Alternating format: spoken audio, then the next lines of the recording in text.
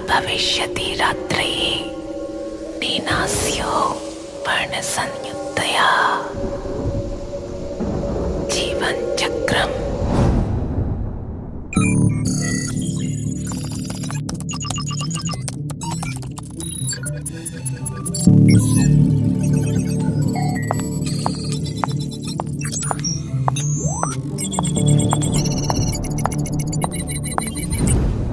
Are you sure? तुम्हारी आखिरी team जो इस फील्ड में सर्वे के लिए गई थी, उनके 5 लोग इसी एरिया से गायब हुए थे।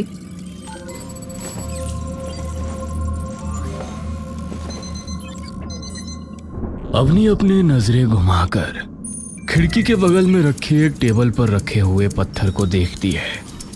अवनी मेघा की तरफ देखती है और उसके कंधे पर हाथ रख देती है।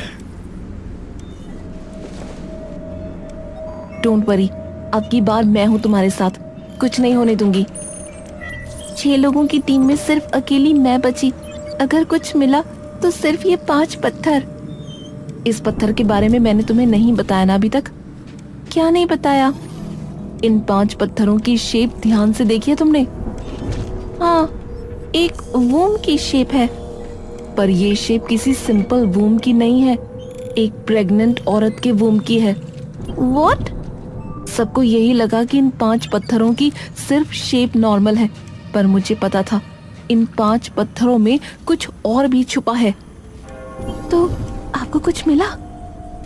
अवनी पत्थर की ओर देखती है और उसके पास चली जाती है और जिस टेबल पर वो पत्थर रखा होता है उसकी ड्रॉअर से एक कागज निकालती है।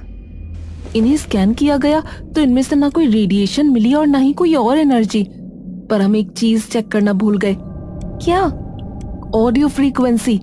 जब मैंने इन पत्थरों को इंफ्रासाउंड डिटेक्टर्स में एनालाइज किया तब उनमें से एक बहुत ही कम फ्रीक्वेंसी की साउंड वेव डिटेक्ट हुई। क्या था उसमें? एक संस्कृत का श्लोक था, वो भी पूरा नहीं सुन पाए, सिर्फ कुछ ही शब्द डिकोड कर पाए। क्या थे वे शब्द? मेघा और अवनी एकदम से बाहर की ओर देखते हैं। एक संस्कृत का कोई श्लोक था। अवनी वो कागज खोलती है और उसे पढ़ने लगती है। गंभीरा रात्रिर्भवति, बीच की फ्रीक्वेंसी बहुत ज्यादा लो थी, वो डिटेक्ट नहीं हो पाई। सिर्फ ये 3 शब्द और आखिरी का एक शब्द। अवनी मेघा की शिकन भरी नजरों की ओर देखती है। क्या था वो आखिरी शब्द? काल भक्षिणी। मेघा जैसे ही वो नाम सुनती है उसके शरीर का हर कतरा कांप उठता है, ना जाने क्यों। क्या क्या मतलब है उस श्लोक का और इस शब्द का? गंभीरा रात्रिर्भवति, जब रात और गहरी हो जाए। काल भक्षिणी, वक्त को खा जाने वाली। मेघा, कहाँ है तेरा ये नया intern?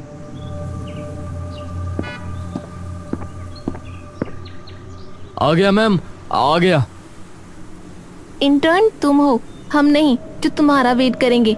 You should be on time. I am so sorry ma'am, वो मैं मंदिर में माथा टेकने के लिए रुक गया था।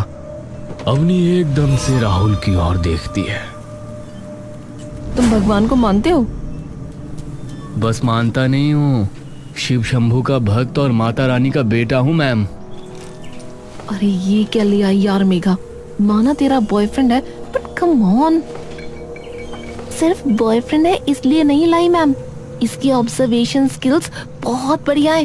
पैटर्न्स और अलग चीजों को पहचानना इसके खून में है। इसके पापा बड़े फेमस प्राइवेट डिटेक्टिव थे। अच्छा ठीक है, फिर इससे कहियो कि मुझसे कम ही बात किया करे, फालतू में ऑफेंड हो जाएगा वरना। अरे नहीं, जब काम की बात आती है तो वहाँ ये एकदम सीरियस रहता है। मुझे भी मैम बुला रहा है, आपने देखा ना? हाँ ठीक है। तीनों टैक्सी में बैठकर गूढ़ वन की ओर निकल लेते हैं।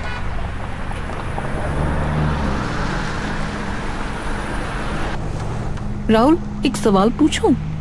जी मैम, पूछिए ना। तुमने यही रिसर्च क्यों ज्वाइन की? तुम तो इतने अच्छे कॉलेज में हो, डॉक्यूमेंट्री तो और किसी चीज पर भी बना सकते हो। बना तो सकता हूँ, पर मेरे लिए ये ज़्यादा इंटरेस्टिंग है क्योंकि इसमें कुछ नया है। क्या पता कोई नई कहानी मिल जाए, क्या पता कोई नई महागाथा मिल जाए, क्या पता कोई नया भगवान मिल जाए। अवनी कुछ देर राहुल को मुस्कुराकर एक अजीब सी नजरों से देखती रहती है। जुनून है अभी नई चीजों का, कुछ अलग करने का है ना। उम्मीद करती हूँ तुम्हारे मन में हमेशा यही जुनून बना रहे, क्योंकि उम्र का तकाजा ऐसा है कि एक वक्त पर सिर्फ पुरानी बातें याद रहती हैं। राहुल चुपचाप अवनी को देखता रहता है। गाड़ी जंगल के बीचों बीच एक सुनसान सड़क पर आकर रुकती है। तीनों गाड़ी से उतरते हैं। अवनी अपनी जेब से निकालकर कुछ पैसे ड्राइवर को दे देती है। शुक्रिया भैया।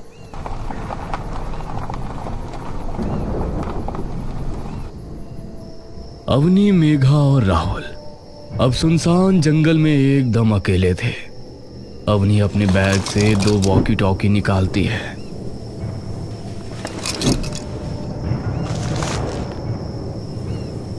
इन्हें अपने पास ही रखना और ज्यादा दूर मत निकल जाना, स्पेशली राहुल। तुमने ये कभी किया नहीं है, इसलिए बता रही हूँ।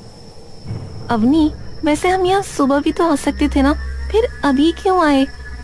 और एक बात मैम, और जो मुझे पूछनी थी, आमतौर पर ऐसे रिसर्च में टीम बहुत बड़ी होती है, लेकिन हमारी टीम में सिर्फ 3 लोग हैं, क्यों? सबसे पहले तो ये कि हम रात को इसलिए आए हैं क्योंकि जैसा कि मैंने तुम्हें बताया, उस पत्थर में से कुछ आवाजें कैप्चर की गईं, जो कि संस्कृत का एक श्लोक था, जिसमें ये कहा गया था कि जब रात और गहरी हो जाएगी तो इसीलिए रात को ही आना चाहती थी मैं। शायद कुछ ऐसा दिख जाए जो हमें दिन में ना दिखे। और तुम्हारे सवाल का जवाब, ये कोई ऑफिशियल रिसर्च नहीं है। जब लास्ट टीम के 5 मेंबर्स नहीं मिले तो इस रिसर्च को बंद कर दिया गया था। सिर्फ मैं और मेघा ही थे जिन्होंने बाद में ये रिसर्च जारी रखी थी, तो इसीलिए। ओह ठीक है। और कुछ? राहुल और मेघा दोनों नाम में गर्दन हिला देते हैं। Alright then. बोलिए शिव शंकर भगवान की। अवनी और मेघा एकदम से अपने होठों पर उंगली रखती हैं। जागरण में नहीं आए तुम। मैम, किसी भी शुभ काम से पहले भगवान को याद कर लेना चाहिए। इससे पहले जो टीम आई थी ना, वो पूजा पाठ ही करके आई थी। राहुल कुछ नहीं बोलता। तीनों आसपास ही रहना, ज्यादा दूर मत जाना। कोई भी ऐसी चीज जो लगे कि अलग है, contain it and capture it. Rahul अपने बैग से अपना हैंडी कैम निकालता है और उसे ऑन कर लेता है। तीनों जंगल के अंदर निकल जाते हैं। जंगल बहुत ही घना और सुनसान होता है। तीनों धीरे धीरे जंगल की दूरतम गहराई में जाने लगते हैं, जहां बिच्छुआ, हिगोट और कई झाड़ियां घनी होती जा रही थी। रुको, क्या हुआ? यही है ना वो जगह? अपनी अपने पीठ पर टंगे बैग में से एक नक्शा निकालती है और खोल कर देखती है, जिस पर गूढ़ वन लिखा होता है। ठीक कहा। अब एक काम करो, तुम दोनों उस तरफ जाओ और देखो, मैं इस तरफ जा रही हूँ। सेफ नहीं है अवनी, इतनी रात को अकेले ऐसे सुनसान जंगल में। अरे तू चिंता मत करना यार, तुम जाओ।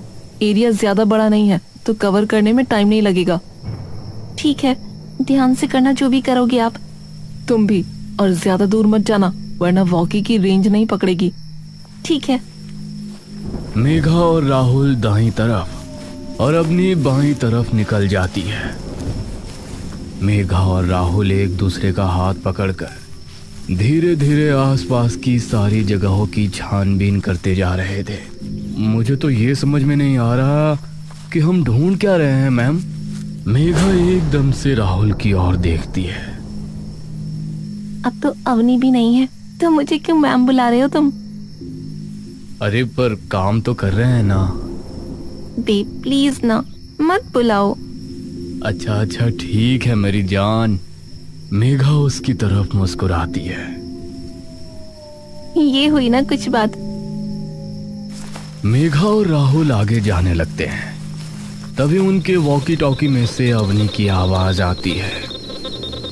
Megha, Rahul, do you copy? Megha अपना वॉकी का बटन दबाती है। कॉपी। कुछ दिखा? Not yet. Alright, over. तभी मेघा को सामने से दो सफेद परछाइयां एकदम से तेजी से गुजरती हुई दिखती हैं। मेघा गहरी सांस लेकर पीछे हट जाती है। कर्पूर गौरम करुणावतारम संसार सारम भुजगेंद्र हारम। राहुल वो आवाज सुन इस कदर मंत्रमुग्ध हो जाता है कि कब उसका हाथ मेघा के हाथ से छूट जाता है, इस बात का उसे खुद अंदाजा ही नहीं लग पाता।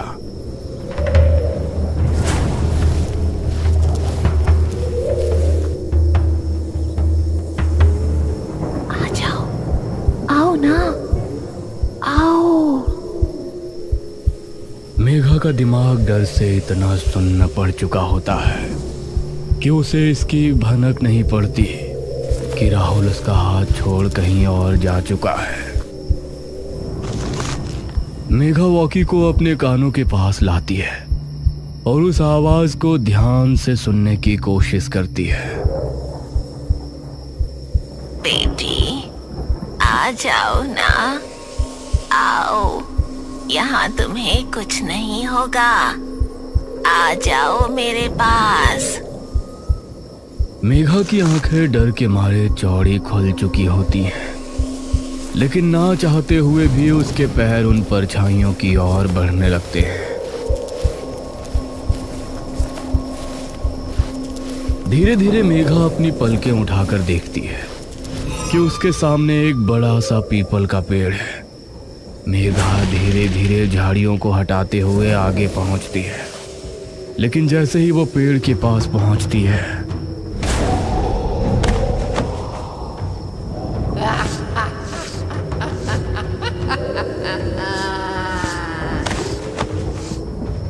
ये मैं कैसे?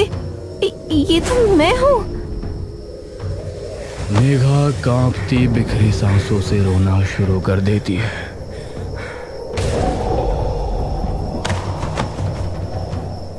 आजा छोरी, तेरे भी बाल आवारों।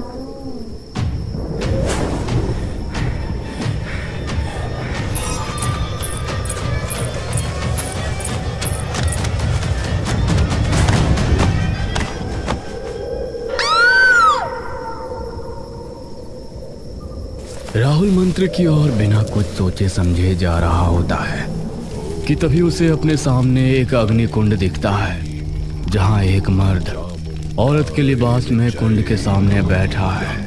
तभी वो पुजारी राहुल की ओर एकदम से बड़ी बड़ी क्रोध में जलती हुई आंखों से देखता है।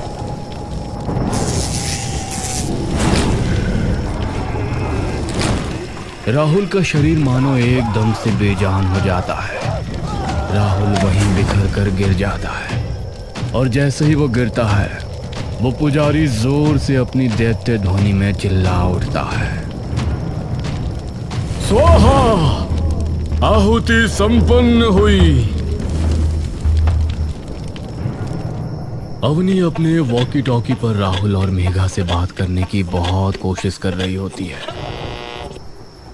Megha, Rahul, do you copy? दूसरी तरफ कोई आवाज नहीं आती। Damn it! अवनी उन्हें ढूंढने के लिए पीछे मुड़ती है कि तभी उसे मेघा के चिल्लाने की आवाज आती है। अवनी मुड़कर उस आवाज की ओर देखती है।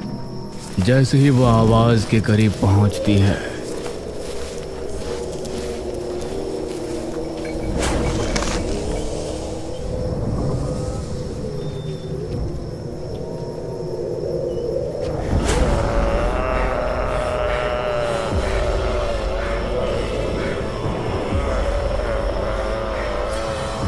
अवनी की आंखों का डर एकदम से विकराल क्रोध में बदल जाता है।